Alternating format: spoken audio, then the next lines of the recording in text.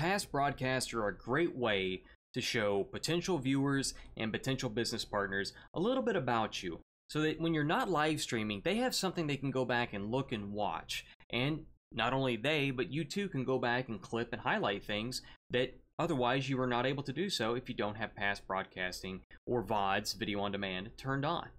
What's up everyone, and welcome back to Twitch Insight. I'm your host Norgoz, and this is the video series where we talk about all things Twitch related. Twitch tips, Twitch news, and we break down the Twitch affiliate program into sections based on your feedback.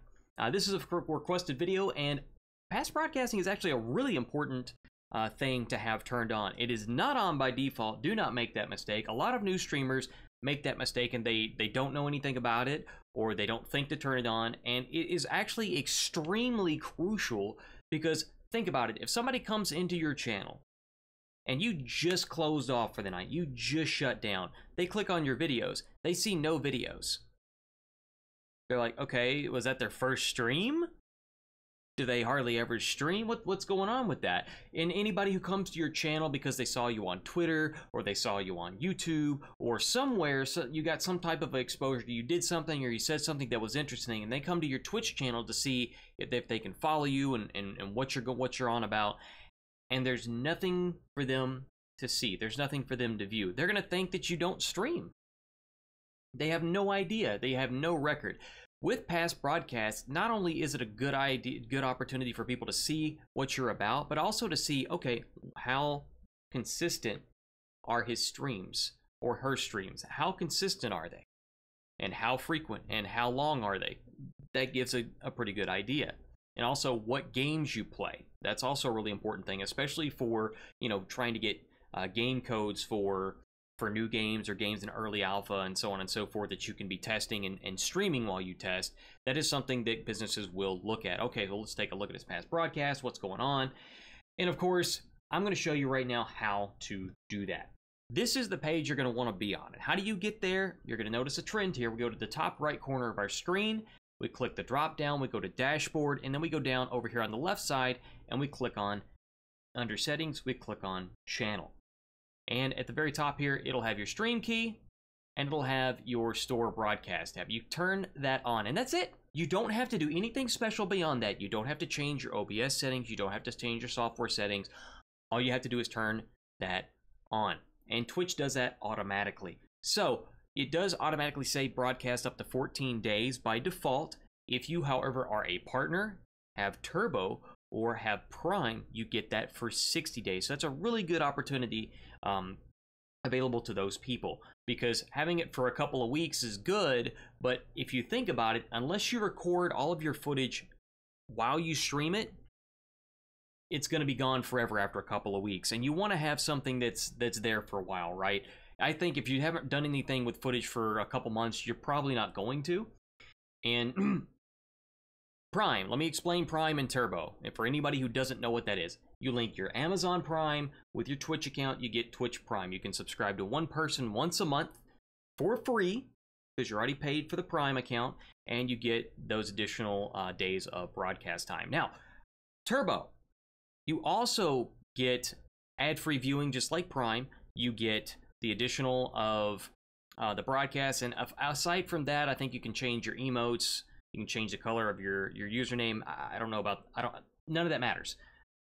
The point is, Turbo also gets now the 60 days as well. And that is a monthly subscription directly to Twitch. I don't remember how much it is. I don't care. I have Twitch Prime. It's not something that's important to me.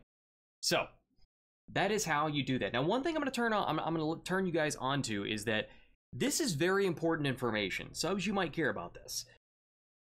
This is something that you might not ever run into. I hope you never run into, because it is a very awkward situation and it is very confusing on how to deal with it if it's never happened to you or you haven't been, you know, given a heads up about it. So you have your VODs turned on. You have your past broadcast turned on. Great. Here's the thing. Here's the situation. In the first, and everybody should have like a, say like roughly a 3-minute or more or less intro before you go live. There's a lot of people that'll just turn the camera on immediately they go live. That's kind of awkward, guys, just as a side note. So while you're doing your intro, there's a point, the reason I'm saying that is while you're doing your intro, sometimes I will tab back over to my channel and I will look at my notifications. So I go look at my notifications, I go to the top over here and I click on the notifications button and it comes down and it says, hey, Bob just posted a message on your video. So I click on that. What is it that Bob is talking about?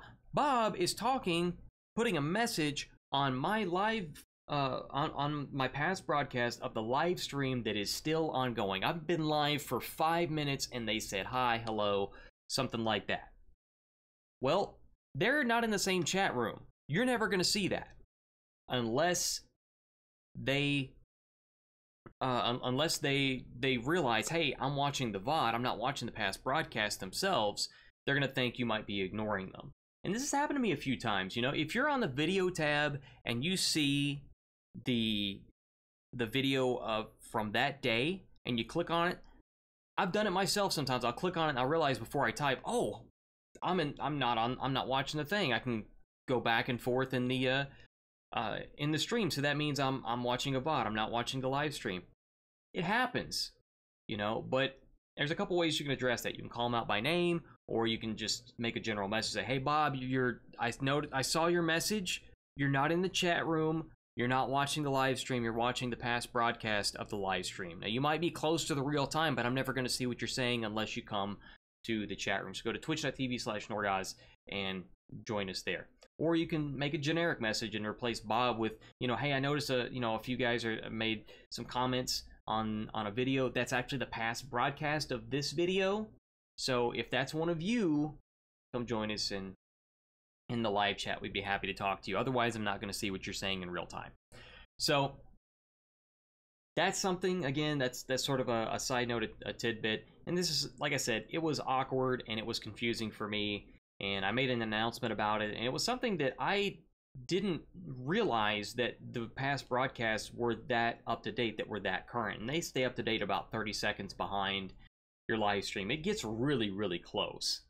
So just as a side note. So again, guys, that's how you turn them on. And that's some of the things you might want to be concerned with. And that's why it's important. So we talked about how to turn them on. We talked about why they're important to viewers or potential viewers and potential partnerships, and one of the situations you might run into if you're not aware of it. So guys, if you like this video, like, dislike, all that good stuff, come back and see us again. Drop that subscribe button because we do these videos at least once a week, typically on Sundays. And of course, I'm your host Norgoz, live on Twitch, 6:30 p.m. Pacific Standard Time, Tuesday through Friday, occasionally on Saturdays. And I will see you in the next one.